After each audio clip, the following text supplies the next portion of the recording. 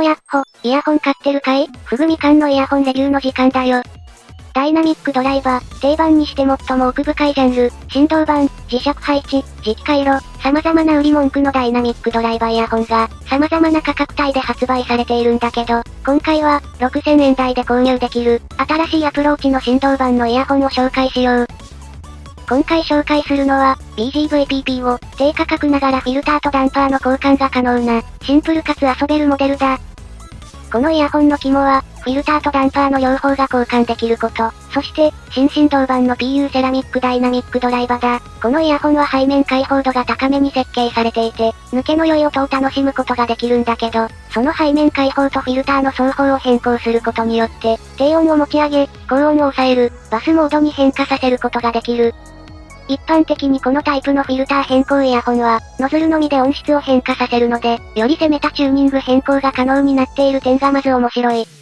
そして、その変化の土台になっている新振動板。これくらいの価格帯で、新しい試みを体験することができるのは、中華イヤホンの新しさ、個性的なところを求めている人には、ぜひ触りたい一台に感じるんじゃないかな。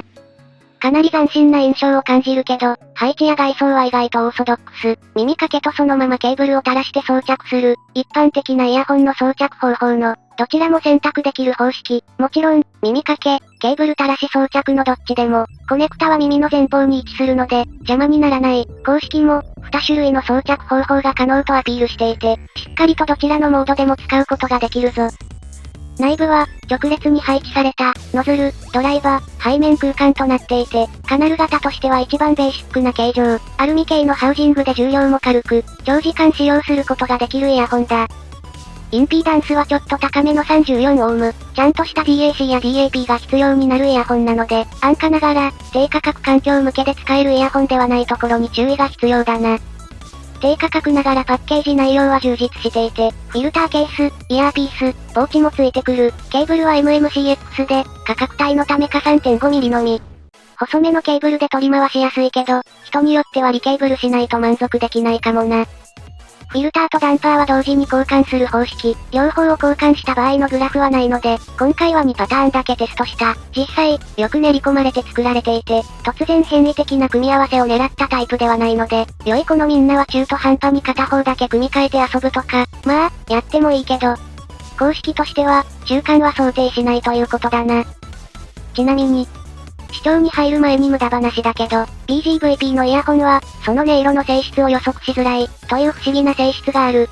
このブランド、中華イヤホンの中では老舗に入り、ハイレゾ規格もしっかり認証を取ってくるなど、かなりきちんとしたブランドなんだけど、そのモデルごとに、高音よりだったり低音よりだったりドライだったりウォームだったりと、言い方を選ばなければ節操がない。なので、BGVP だから品質的には安心なんだけど、好み的には発売されてレビューが揃うまで、全く安心できない、という不思議なブランドでもある。今回は、ターゲットカーブに沿った通常フィルターと、明らかにベースを強化したベースフィルターの両方が揃っているので、ある意味、そんな BGVP のやりたかったことを同時に実現している、美味しいポジションのイヤホンだったりする。そうか。お前、どっちつかずなわけじゃなくて、単純にどっちもやりたかっただけだったんだな。そのやりたいことを両方実現するためのフィルターダンパーだったんだと思う。通常、この手のフィルターギミック付きのイヤホンって、内側か外側のどちらかしかいじらないので、結構、このままだとちょっとバランスが悪いなぁ。という変化になりがち。特に、ノズルのみのフィルター調整だと、純粋にスポンジフィルターで高音を止めてるだけの印象になりがちで、ちょっとそこら辺が不満な人も多いはずだ。しかし、PIVO は、背面の開口部とノズルの双方をいじることで、この寸詰まり感を解消している。ベースモードでも、なんだかこもったような印象がなく、全く別の印象を与えられる2モードの完成度は両方高かったぞ。というわけで、その肝心の音質なんだけど、2つのモードが全く異なるので、それぞれ分けて考えよう。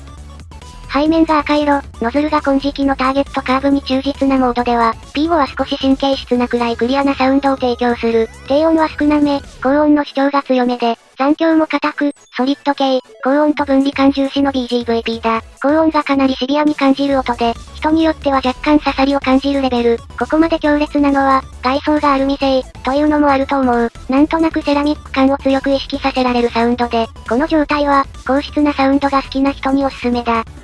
高音域は金属感が強く、セラミックを使った振動板の高音の癖を存分に引き出したような印象。残響もさっぱりしていて、背面開放度も高く、空間はとても広く、壁を感じない。ボーカルなどもしっかり硬質に揃っているので、ハキハキとしていて低音が強くない。高音はちょっと刺さるくらいがちょうどいい人におすすめだ。環境によっては改善する可能性はあるけどな。というわけで、通常のフィルターだと、空間に壁を感じず、高音は突き抜けて、中低音はしっかり程よく出るイヤホン、という印象。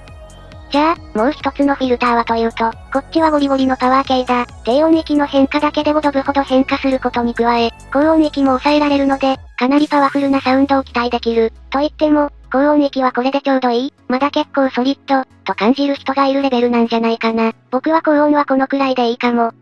中音域はこちらの方が厚みがあるので、より低いパートのボーカルを流すなら、バスモードの P5 の方がおすすめだな。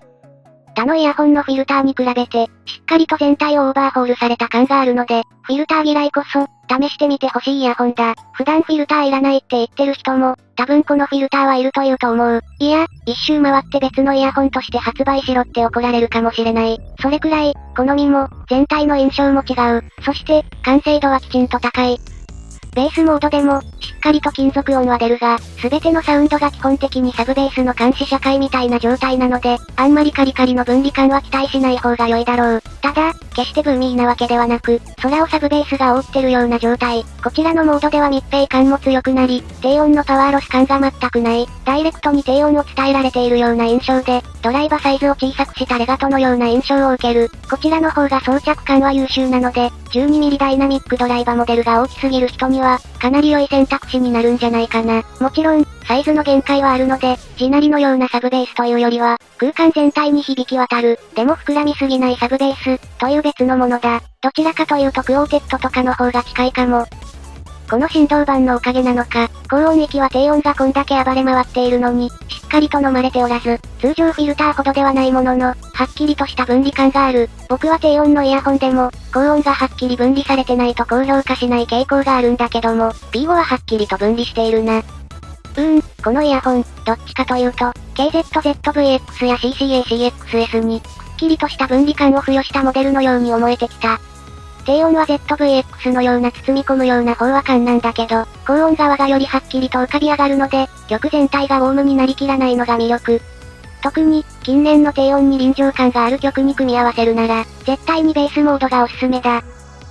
ベースモードでは、空間はホールのような閉鎖空間のように感じられるようになる。特に、ベースツルを強く鳴らすようなシーンで、背骨に響くような深い倍音が聞こえるので、こういった空気の振動感のような音が大好きで、かつ装着感が軽い機種を探しているなら、P5 は安価で最有能な機種になる可能性が十分にあるな。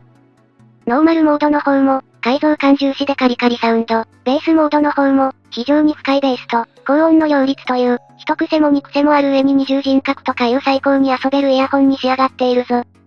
不満点らしい不満点といえば、このイヤホンが一台なことくらい、両方聞き比べたいので、人によっては二台買うかもしれない。それくらいに性格も全く異なる3つのモードには、それぞれの見どころがある。P5 の高音よりのモードは、おそらく SIMGOT EA500 などがライバルになるけれど、EA500 がより美しいサウンドなのに対し、P5 はちょっと空気を読まないレベルで解像度とハキハキ感に振っている。アルミハウジングの残響の癖が、両者の印象の差を生み出している感じだ。どちらが好きかは人によるけれど、装着感では圧倒的に P5 だな。軽くて小さいということはそれだけで購入動機になるくらいの大正義だ。対して、P5 のバスモードは、HBBKAI のような、低音の温かみと解像度を両立したイヤホンがライバルになると思う。その上で、P5 は空気読まずに低音を全力でぶん殴ってるので、そこを愛するかどうかが、他の2愛1万クラスとどっちを選ぶかの分水嶺だろうか。個人的には、とにかく装着の自由度が高く、かつ軽く、そしてこの個性的なサウンドなので、P5 はいざ買うと多分一番何もない時に使いたくなるイヤホンだ。せいぜい聞き比べたい時にフィルターを2つ交換しないといけない、という点にイラッとするくらいだろうな。というわけで、付属品はこの価格にしてはちゃんと豪華で、満点の軽い装着感、ソリッドな音もできる、アホみたいなベースサウンドにも顔を変える。しかも、フィルターの熟成具合が半端ない。P5 はぶっちゃけ BGVP の中でもトップクラスにおすすめだ。この価格ながら、BGVP 以外の上位機種よりも惚れる人も多いんじゃないだろうか。もちろん、音質的優位性、ドライバの面白さなどなど、このイヤホンの一要素でも、十分に購入に値する。その上で、なぜこのイヤホンをここまでおすすめするのか。装着感が良いんだよ。やっぱ身につけるものだから違和感のなさは大事なんだ。というわけで、P5、装着感にお悩みのトレブルヘッドとバスヘッド、双方を救うまさかのパワフルなモデルだった。正直一番驚いたのはフィルターの完成度だな。どっちのモードも、単体のイヤホンとして完成しているので、フィルターの完成度を理由にフィルター付きイヤホンを購入しない人は、ぜひ試してみてくれ。といったところで今回はここまで。副兵はいつも背後からやってくる、